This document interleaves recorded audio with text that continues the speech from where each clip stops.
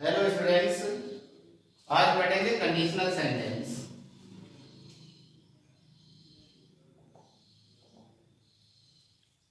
CONDITIONTIONS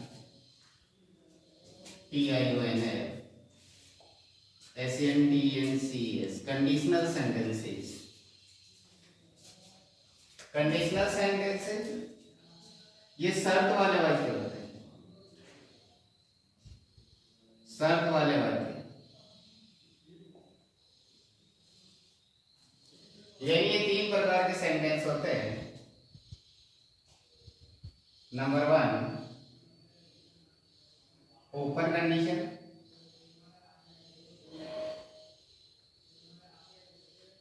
number 2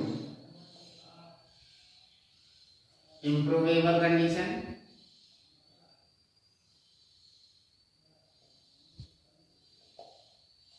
और number 3 impossible condition.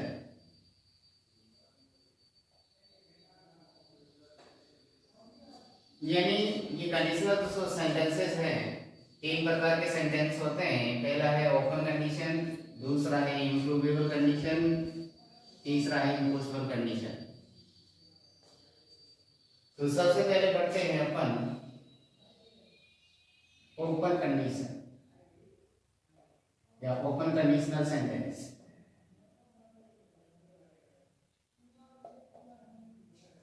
जिसको एक नंबर कंडीशन बोलते हैं। अब इसकी पहचान क्या है कि सेंटेंस जिसमें एक दिया हो, हालांकि मैंने प्रेजेंट सिंपल टेंस में ये एक ओपन कंडीशन पढ़ाया था, इसको दोबारा पढ़ते हैं। इफ आया है सेंटेंस है वो कंडीशनल सेंटेंस है, और इफ के साथ हमेशा ध्यान रखना सिंपल प्रेजेंट टेंस बैठता है। सिंपल प्रेजेंट टेंस का मतलब वर्ब की फर्स्ट फॉर्म या फिर वर्ब की फर्स्ट फॉर्म के साथ एस या ईएस बैठता है। तो इफ क्लोज के साथ सिंपल प्रेजेंट टेंस, कॉमा लगा के आगे क्लोज जुड़ेगी, उस क्लोज में फ्यूचर सिंपल टेंस बैठेगा। इसका मतलब विल या सेल तो हेल्पिंग ऑफ काम में आएगी, और उसके बाद में मैं वर्ब की फर्स्ट फॉर्म। कई बार विल और सेल ऑप्शन में नहीं होता है, तो या कैन और मे भी हो सकता है। तो ये ओपन कंडीशन का स्ट्रक्चर है। इफ क्लोज के साथ हमेशा सिंपल प्रेजेंट टेंस बैठेगा, और इसके आगे वाली क्लोज में सिंपल फ्यूचर टेंस बैठेगा। इट मीन्स इफ के साथ वर्ब की फर्स्ट फॉर्म या फिर उसके साथ एस और आगे विल सेल प्लस वर्ब की फर्स्ट फॉर्म। पहले आई है क्लोज, उसको फर्स्ट क्लोज कहेंगे, और जो बाद में आई है इसको सेकंड क्लोज कहते हैं। और क्लोज का मतलब होता है उपवाक्य।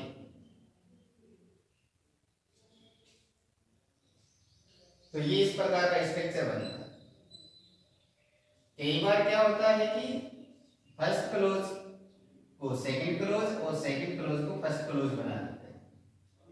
तो कहने का मतलब है जो अपना सिंपल फ्यूचर टेंस है वो तो आ जाएगा इधर, विल या सेल प्लस मैन वर्ब की फर्स्ट फॉर्म आ जाएगी इधर, कॉमा लगा के अगली इफ वाली क्लोज इधर चल जाएगी। इफ के साथ सिंपल प्रेजेंट टेंस, ये क्लोज ट्रांसफर होगी तो इस प्रकार से हो जाएगी। ध्यान देना, ऐसा नहीं है कि इसमें क्लोज इस प्रकार से ट्रांसफर करके दे दी तो पहले वाले क्लोज में सिंपल प्रेजेंट टेंस कर दिया तो गलत हो जाएगा। ध्यान रखना, simple present tense if clause के साथ ही बैठा रहेगा।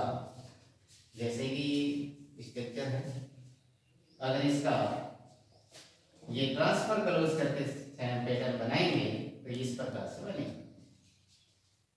उदाहरण लेते हैं, जैसे ध्यान देना, पहले उदाहरण हिंदी का लेते हैं। यदि तुम कठिन मेहनत करोगे तो का मतलब ये कॉमा काम करेगा, तो तुम अच्छे अंकों से उत्तीर्ण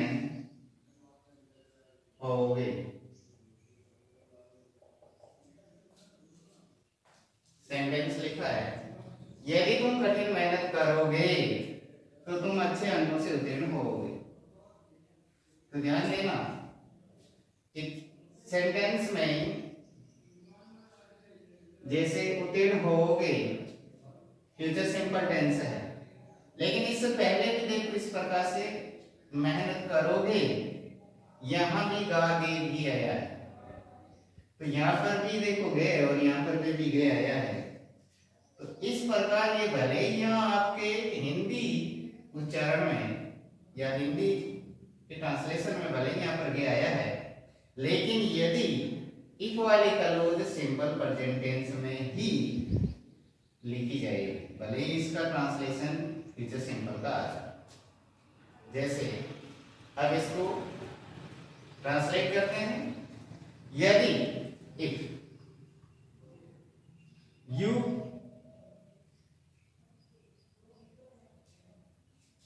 मेहनत करना, देखो इसमें मेहनत को अलग ले लेते हैं और करना वर्ब अलग लेते हैं। तो देखिए, इफ यू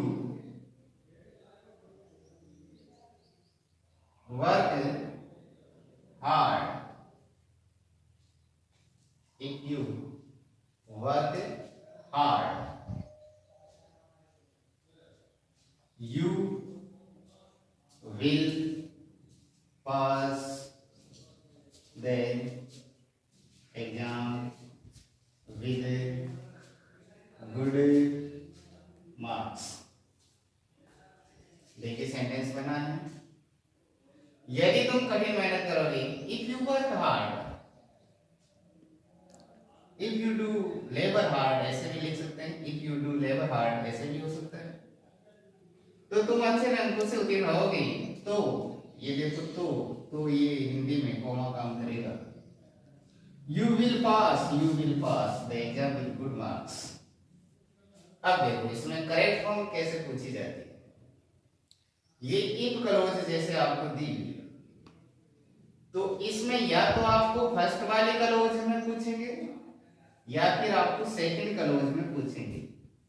एक तरफ की क्लोज आपको कंप्लीट मिलेगी और दूसरी तरफ की कंप्लीट क्लोज आपको करना होता है। जैसे मान लीजिए यहां पर आपको ब्लैंक्स देकर के वर्क दे दिया और ये इस प्रकार का सेंटेंस दे दिया कि इसमें करेक्ट फॉर्म वर्ब। तो अपन को हमेशा ये जो है इसका पैटर्न याद रखना है कि इफ के साथ ओपन कंडीशन में सिंपल प्रेजेंट टेंस बैठता है और उसके आगे वाले क्लोज में फ्यूचर सिंपल बैठता है। तो सेंटेंस को पढ़िएगा, इफ आते ही ये माइंड में ध्यान रखना है कि ये कंडीशनल का सेंटेंस। अब कंडीशनल कौन सी है, आगे बढ़ते हैं।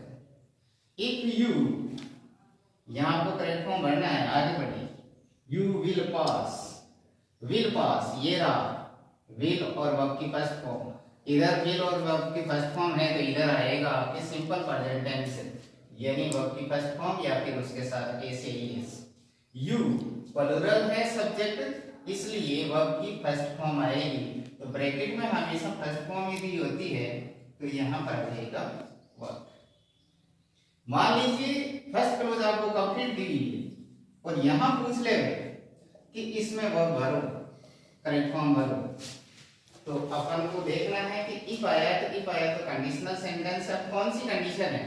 तो इफ वर्क, ये रही इफ के साथ वर्क की फर्स्ट फॉर्म, ये रही इफ के साथ सिंपल प्रेजेंट वर्ब की फर्स्ट फॉर्म। तो आगे अपन को ध्यान रखना है, automatic will shall plus verb की फर्स्ट फॉर्म आ जाएगी। तो वी यू के साथ विल, जैसे पहले वाले टेंसेज में अपन ने पढ़ रखे हैं सब, यू विल पास। तो कहने का मतलब अगर ये पैटर्न समझ में आ गया है तो इसमें चाहे इधर वाली क्लोज पूछे चाहे इधर वाली क्लोज पूछे, पैटर्न समझ में है तो आप दोनों तरफ जहां भी पूछे करेक्ट फॉर्म कर सकते हैं, ये ध्यान रखना।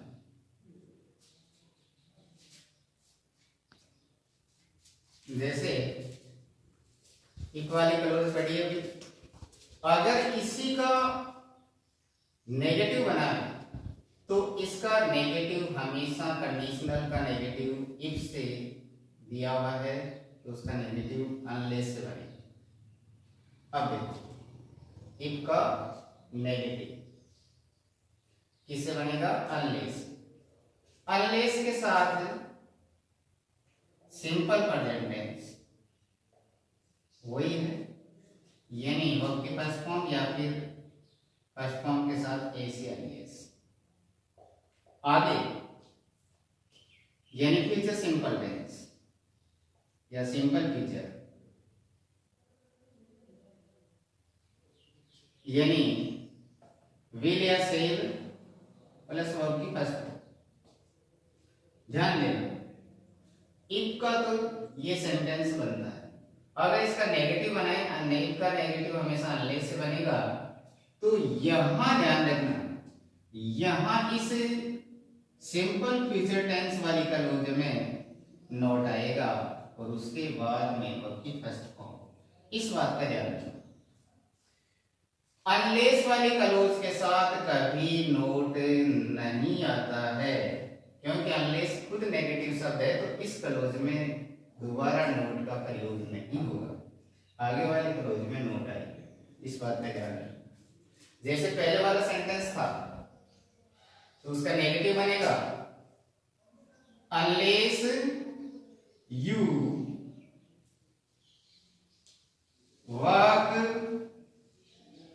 Hard, unless you work hard you will not pass the exam with good marks।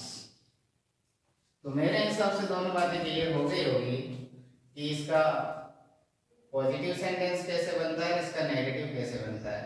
Positive sentence के लिए तो लिखा था कि इधर सिंपल प्रेजेंट टेंस आता है, सिंपल प्रेजेंट टेंस का मतलब वर्ब की फर्स्ट फॉर्म या फिर वर्ब की फर्स्ट फॉर्म के साथ ऐसे ही आगे वाली क्लोज में विल या सेल प्लस मेन वर्ब की फर्स्ट फॉर्म, यानी फ्यूचर सिंपल। तो एक क्लोज ऐसे इस प्रकार से कंप्लीट होगी। और अगर इसका नेगेटिव बनाना है तो नेगेटिव हमेशा अनलेस से बनेगा। पहली वाली जो क्लोज होगी सिंपल प्रेजेंट टेंस, उसमें नोट नहीं बैठेगा क्योंकि अनलेस खुद नेगेटिव वर्ड है। आगे वाली जो फ्यूचर सिंपल वाली क्लोज होती है उसमें नोट का यूज होगा। इस प्रकार जैसे सेंटेंस आपके सामने है, अनलेस यू वर्क हार्ड, ये वर्ब की first form, you will not pass होगा, you will not pass the exam. तो ये इस प्रकार से सेंटेंस आपको नेगेटिव बनाना है तो ऐसे बनेगा। तो कहने का मतलब ये अपना एक नंबर जो कंडीशन है ओपन कंडीशन वो कंप्लीट होता है। दूसरी इंप्रोवेबल कंडीशन अपन कल पढ़ेंगे। थैंक्स।